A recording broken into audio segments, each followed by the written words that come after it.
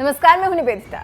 गलवान घाटी में पूरा माहौल चेंज हो चुका है और दोनों तरफ की तोपें एक दूसरे के सामने खड़ी हैं और लग रहा है कि अब तोप गोले उगलने के लिए बिल्कुल तैयार है।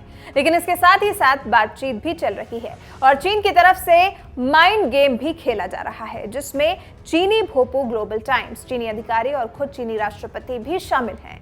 इस बात पर हम आए उससे पहले थोड़ी क्रिकेट की बात करें। आप चौंके नहीं, क्योंकि खबर राजनीति और शुरुआत क्रिकेट से। तो जनाब, जो आगे हम बता रहे हैं उस उदाहरण से आप चीन का माइंड गेम बहुत ही सही तरीके से समझ सकते हैं।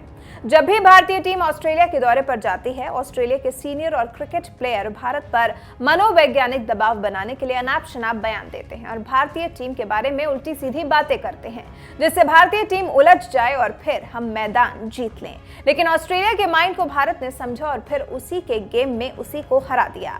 अब यही काम चीन कर रहा है। उसका भोपू ग्लोबल टाइम्स बकवास, बेबुनियाद और झूठी खबरें फैलाता रहता है और भारत के साथ माइंड गेम खेलता है। यहाँ पर हम ग्लोबल टाइम्स के एक प्रोपेगेंडे के बारे में आपको बताएंगे, जिससे आप चीन की चालबाजी पूरी तरह से समझ जाएंगे।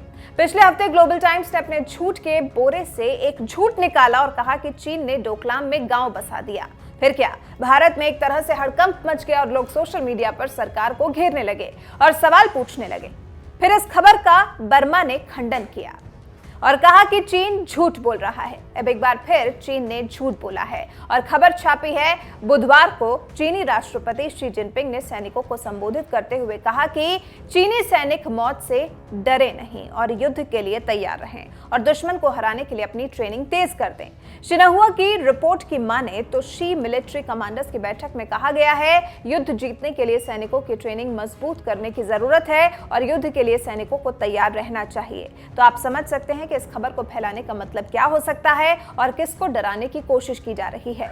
जाहिर सी बात है कि चीन इस खबर से भारत, ताइवान, जापान और हिंद महासागर और साउथ चाइना सी में बसे देशों को टारगेट कर रहा है। लेकिन आप जानते हैं कि चीन को हर जगह मुंहतोड़ जवाब मिल रहा है और चीन को दबे पांव पीछे हटना पड़ रहा है। इसलिए चीन अब माइंड गेम खेलने की कोशिश कर रहा है।